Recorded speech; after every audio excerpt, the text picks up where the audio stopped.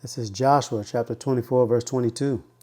And Joshua said unto the people, the Israelites, Ye are witnesses against yourselves that ye have chosen you the Lord Yahweh to serve him. And they said, We are witnesses. Who was Joshua speaking with? Let's look at Joshua chapter 24, verse 1. And Joshua gathered all the tribes of Yisrael to Shechem, and called for the elders of Yisrael, and for their heads, and for their judges, and for their officers, and they presented themselves before the Most High. This is Isaiah chapter 43, verse 1. But now, thus saith the Lord Yahweh, by Hashem Yahushai, that created thee, O Jacob, and he that formed thee, O Yisrael. Fear not, for I have redeemed thee. I have called thee by thy name. Thou art mine. And we have been redeemed many times from the hands of our enemies, and we're waiting for the full redemption and salvation for eternity from under the foot of these Gentiles, chiefly Esau, Edom. This is Isaiah chapter 43, verse 10. Ye are my witnesses, saith the Lord Yahweh, by Hashem Yahushai, and my servant, whom I have chosen, that ye may know and believe me, and understand that I am he. Before me there is no God formed, neither shall there be after me. But see, our people are choosing people in politics, in business, celebrities, sports figures, actors, musicians, instead of the Lord and his only begotten Son. The conclusion of the matter. Only the 12 tribes of Yisrael are called the saints and witnesses of the Lord God of Yisrael. So Yasha witnessed the judgment of our Lord, Yahweh B'Hashem Yahushai.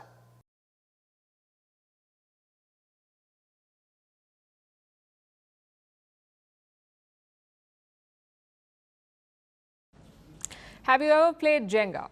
If not, here's how it goes. You make a tower of blocks. Then players take turns removing one block at a time. Progressively, this makes the tower unstable. It's a painfully slow process, but the outcome is both obvious and swift.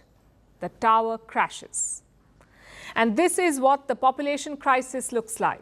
Scientists call it a calamity in the making. Decades ago, it was a slow-moving force, but that's not the case anymore. The crisis has progressed. Now, the baby bust is happening quickly and widely. It is harming nearly every nation, and experts are bracing for a global population crash. Here's why. Fertility rate, or the number of births per woman, is falling across most nations. In 2017, global fertility rate stood at 2.5. 2017, 2.5. By 2021, it was down to 2.3. And now it is estimated to be 2.1. What is the ideal rate? 2.2. It's also called the replacement rate, the rate of births per woman, which keeps the population stable. That's the replacement rate. It should be 2.2. So fertility is dropping for women across all levels of education and income. In high-income nations, the situation has been bad for decades. Fertility fell below the replacement rate in the 1970s. But it's dropping in developing nations as well. And sometimes the decline does not scream crisis because it happens quietly. Take India, for instance. Last year, India surpassed China to become the most populous nation in the world, yet fertility is below replacement here.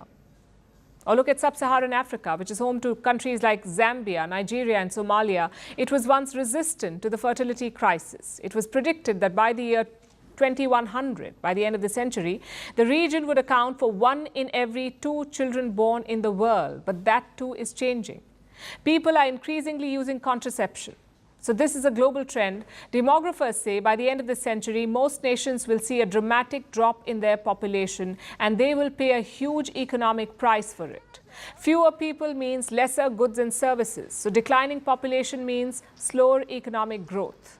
Fewer people also consume less, meaning a population crisis in one nation could fuel an economic crisis in another. And China is an obvious example of this. Its population is declining rapidly. Last year, the number of people in China dropped by 2 million. Last year, the number of people in China dropped by 2 million. Last year, the number of people in China dropped by 2 million. And remember, China is the world's second largest economy. It plays a key role in driving global economic growth. If the baby bust worsens, there could be a shortage of factory workers there. It will further slow China's economic growth and raise costs for consumers outside China. This is a problem for nations that heavily depend on Chinese goods. Plus, Chinese consumers would spend lesser. This would be a problem for global brands. And this is a lesson for most superpowers like the US and Russia, who face a similar population crisis.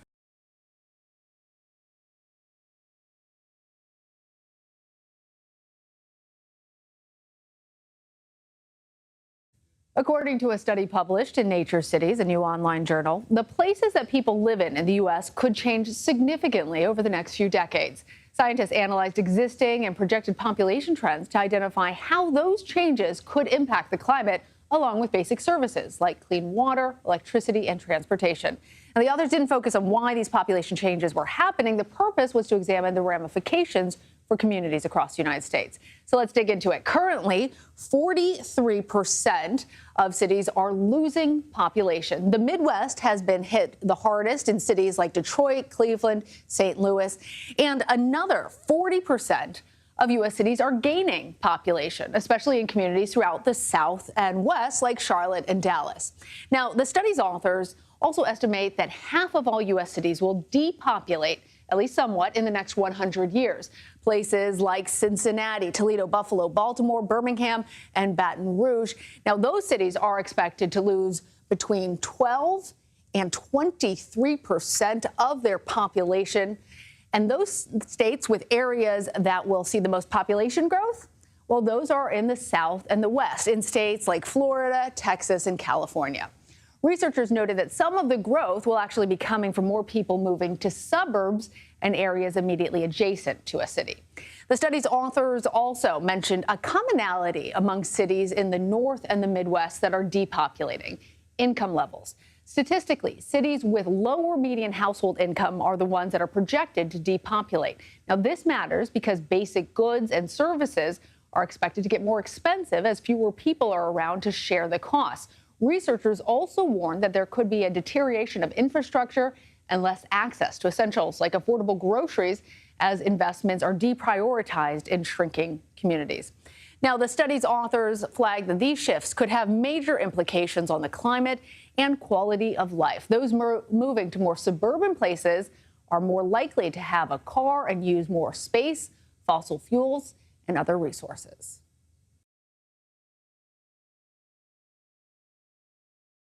16 people are so far known to have died in the devastating floods that have wrought havoc across large areas of Central Europe. Storm Boris brought extreme amounts of rain across the weekend, with more torrential downpours today causing further damage. The worst hit areas are in Poland, the Czech Republic, Slovakia, the Alpine regions of southern Germany and Austria, and Hungary. Once again, the effects of climate change are being blamed. Such is the size and scale of the flooding across Central Europe, it's being called a catastrophe. In Poland, raging rivers and torrential downpours have swallowed whole towns and villages in the southwest of the country, leaving people stranded on the roofs of their homes. This, the only means of rescue. Whole swathes of the continent submerged by some of the worst flooding to hit in 30 years, from Austria to Romania. The gushing force of the floodwaters sweeping away everything in their path, destroying lives and livelihoods. The death toll rising from the devastation caused by Storm Boris. The waters in Kłodzko in Poland ripping through, leaving no stone unturned and no street and road untouched. The highest rainfall has been in the Czech Republic, in the town of Jesenic. They spoke of barely believable water levels. The water was rolling in here, this man said. The flooding here is a disaster. It's really terrible. In Lower Austria, the area surrounding the capital, Vienna, has been declared a disaster zone. 2 elderly men died here after being trapped by rising floodwater in their homes. A firefighter also lost his life.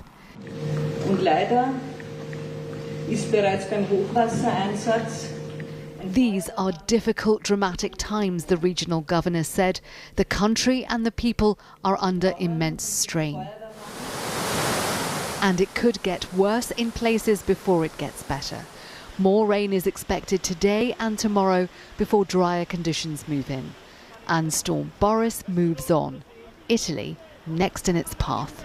Sejal Karia, News. Severe flooding is wreaking havoc across Central and Eastern Europe following days of torrential rain. Floods triggered by exceptionally heavy rainfall in Central Europe have caused at least 17 deaths across Poland, Austria, Romania, and the Czech Republic, with southern Germany affected as well.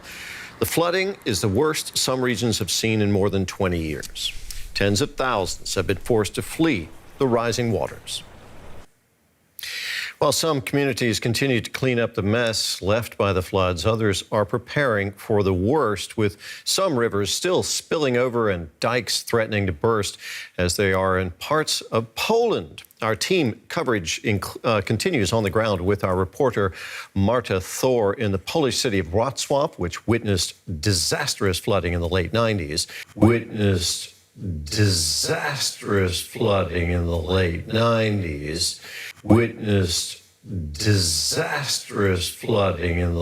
90s. And evacuations continue in eastern Austria, where our correspondent Julia Sardelli has been visiting towns inundated with water. The government has declared the entire region of Lower Austria a disaster zone. The government has declared the entire region of Lower Austria a disaster zone. And there are more areas getting flooded. Some smaller villages are getting completely flooded because they're in a retention area. And right now, many people are, the military came, many people are helping out with building and constructing more dams to secure the city and the infrastructure. And Julia, you're in Austria. How critical is the situation where you are?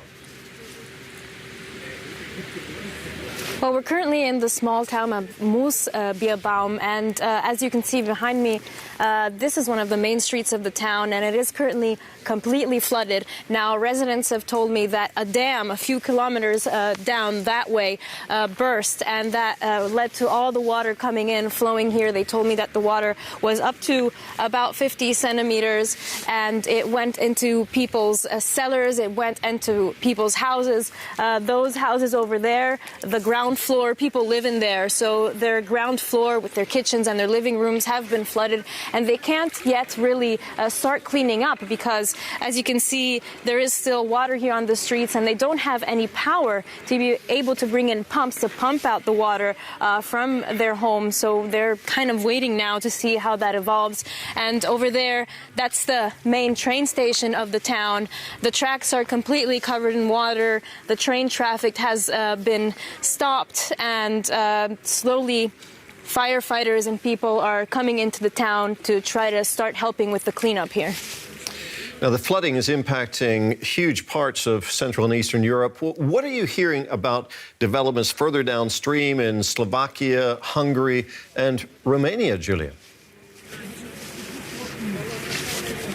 Yeah, well, here we're quite close to the Danube River, which flows then eastward towards those countries. And the river here, authorities are saying the level is going down, but that big flow of water is now moving downriver further east. And we've heard from, for example, the mayor of Budapest, the capital of Hungary, that they expect the high levels of water to reach the city tomorrow and towards the end of the week. And there they are preparing for water to overflow, go into the quays that are on the edge of the river. So the cities down there preparing also in Bratislava, the capital of Slovakia. And we know that one of the countries that has been most affected by the flooding is Romania, where the majority, a lot of the deaths have occurred in these floods. And there, especially rural areas towards the east of the country, have been affected, with many farms hit heavily by the floods and rural towns where residents have had to climb to the top of their buildings to try to escape the flooding.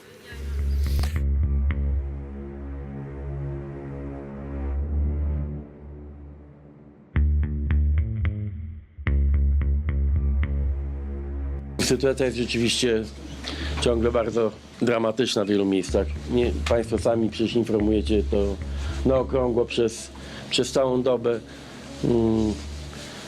Najbardziej dramatyczna tutaj w Kotlinie Kłodzkiej i w powiecie kłodzkim to jest oczywiście w stronie śląskiej i Lądek.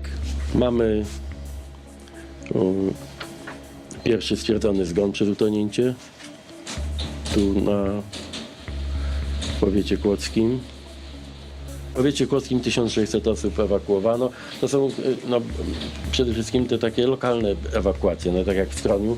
Po prostu do wyższych partii miasta ludzie się przenoszą. W szkole chyba 400 osób znalazło w szkole w Stroniu tymczasowe schronienie. Wiadomo, że to jest nie może trwać tygodniami, to jest na kilkadziesiąt godzin. Mamy taką nadzieję na kilka dni. No ale spodziewamy się, że tych ewakuacji będzie dużo więcej.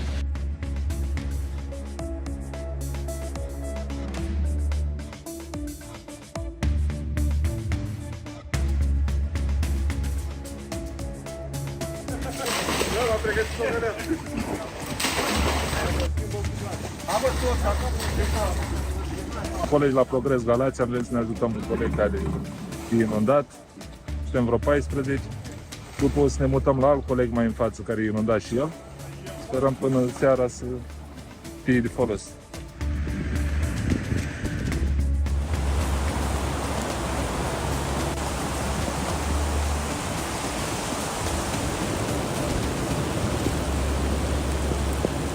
Toto, co vidíte, tak je to horší jak v 97. A vůbec nevím, co bude dál, protože aj svůj domek mám pod vodou, všechno. Jsem zvědavý, jestli se vrátím vůbec zpátky do baráku. To bude asi tak všechno.